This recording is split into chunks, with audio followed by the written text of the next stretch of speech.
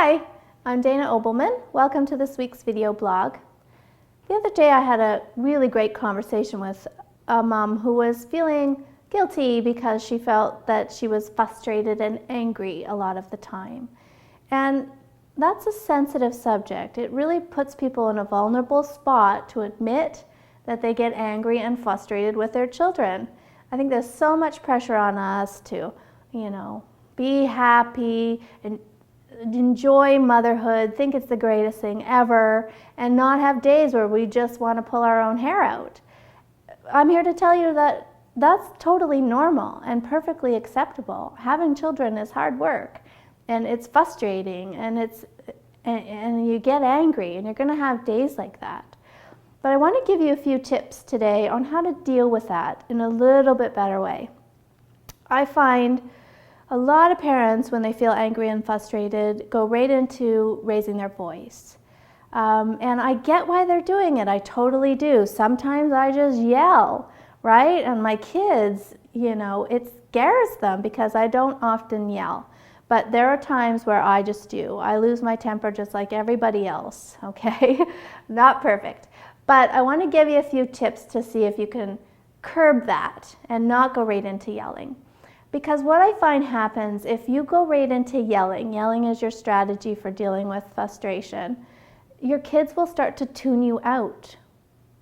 And then you'll have to yell louder and louder and louder in order to get their attention. And you'll have to yell longer and longer and longer in order to get their attention.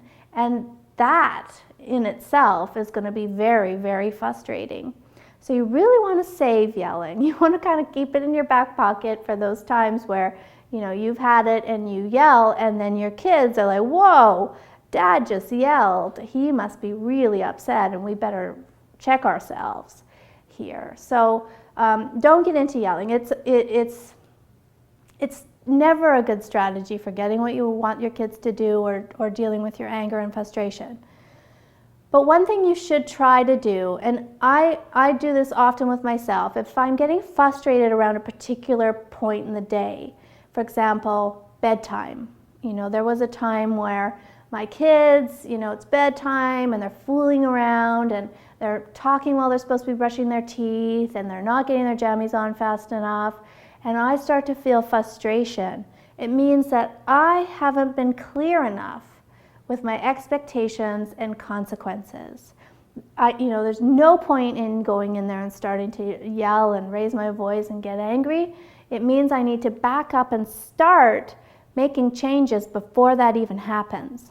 And it involved getting really streamlined and clear about what I wanted them to do at bedtime. So here's the list. You're going to get your jammies on, you're going to brush your teeth, we're going to do some reading, and then you're going to go to bed. And I'm going to set a timer for 20 minutes, and if you're not done in 20 minutes, you're going to bed with no story. Then I've been clear about my expectations.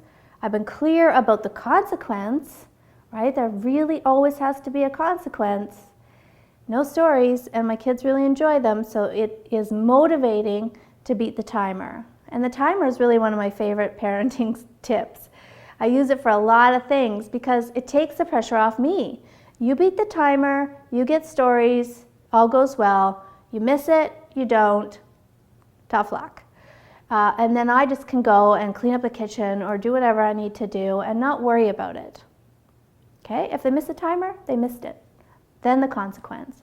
So that is a great example of how to stop frustration in its tracks because you've thought ahead, you've been clear. Same with mornings. Tons of people tell me, by the time we leave the house in the morning, I'm yelling, I'm sweaty, I'm frustrated, and that's a terrible way to start the day for all of you. So again, back it right up. Where does the frustration start?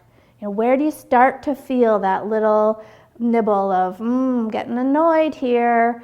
And that's where you need to start making the changes. And that can be around everything, chores. We'll back it right up, find where the frustration begins, and make change. Okay, there's no point, I always say, I'm not going to wait till my kids leave home to start enjoying my life. I want to do and make the changes and steps all along the way to have the best life we can all have, build your best family. And it often always involves backing up, having a good look at what's going on, and making positive change, and making a plan. I love plans.